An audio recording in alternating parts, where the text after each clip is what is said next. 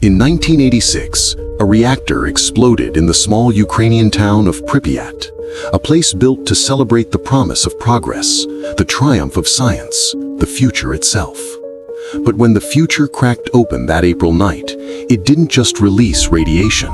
It released a story the world still doesn't fully understand. Because hidden beneath the numbers, the measurements, the containment zones, were children. Children who never got to grow up the way they were meant to. They are the ones we call the lost children of Chernobyl. Some were evacuated in the middle of the night, told they'd be gone for 3 days. They packed school books, dolls, a jacket for spring. None of them ever returned. Others were born after the blast in neighboring villages, their lives marked by something invisible, something that seeped into the soil, the water, their very DNA. For years, their names weren't spoken, their photos rarely shown. They were the forgotten casualties of a disaster too big, too political, too radioactive to face. Today, almost 4 decades later, the ruins of Pripyat stand silent, a ghost town frozen in time, rusted Ferris wheels, empty classrooms. Yet beyond that perimeter, in the shadow of the reactor, a new generation lives. They were born long after the explosion, but the past still lives inside them. Doctors in Kiev call it the Chernobyl legacy, a term that sounds clinical, but behind it are real lives. Children born with thyroid cancer rates hundreds of times higher than average. Teenagers with weakened immune systems, developmental disorders, unexplained fatigue. And yet what's most haunting is not their sickness, it's their resilience. When journalists began returning to the exclusion zone in the 1990s, they found small villages where families had refused to leave. Among them were children, laughing, running, playing in forests where the dosimeters screamed red. They picked mushrooms from radioactive soil, swam in rivers laced with cesium, fed livestock from fields that glowed under ultraviolet light. And somehow, they survived. Scientists still argue how. Some believe their bodies adapted, that in low doses over generations, the human body might find ways to endure radiation's shadow.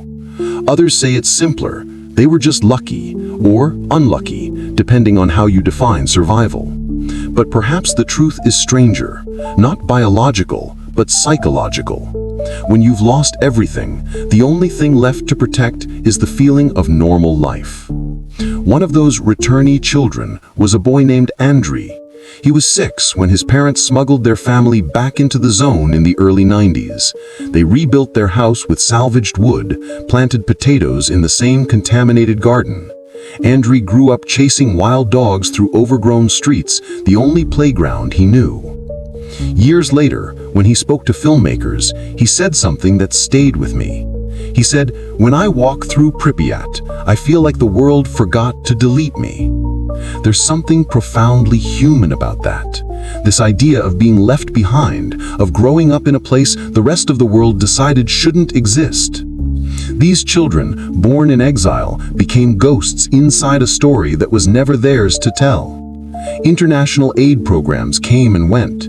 Charities flew some children abroad for medical treatment, calling them Chernobyl kids. But for every child who was helped, dozens more disappeared into bureaucracy, poverty, or shame.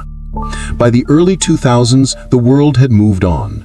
Nuclear fear gave way to digital fear, and the lost children remained lost. But then, something unexpected happened. Scientists began revisiting Chernobyl, not to study death, but life. The exclusion zone, left untouched by humans, had transformed into one of the richest wildlife sanctuaries in Europe. Wolves, lynx, wild horses, eagles, thriving amid the radiation. And among them, the children who had once been written off grew up. Some of them became researchers, others became activists or artists or storytellers. They began documenting their lives on social media, selfies beside abandoned amusement parks, drone footage over the sarcophagus of Reactor 4. The children who once represented tragedy had become the living proof that life endures even in the most toxic soil. Yet beneath that hope, the pain still lingers. In Belarus and northern Ukraine, thousands of young adults still suffer long-term effects: infertility, cancer, depression, stigma. Some carry radiation badges tattooed on their arms, not for safety, but identity, a reminder that they belong to a world that doesn't quite belong to them. And while the reactor is now sealed under a massive steel dome, the largest movable structure ever built by humans, the emotional fallout continues to spread. Because Chernobyl wasn't just a nuclear accident. It was a story about trust, about what happens when a government hides the truth and when the truth becomes radioactive. A psychologist who's worked with survivors told me this: the greatest damage from Chernobyl isn't the radiation, it's the silence that followed. That silence swallowed generations, families, records, stories. It made the children invisible. But silence doesn't last forever.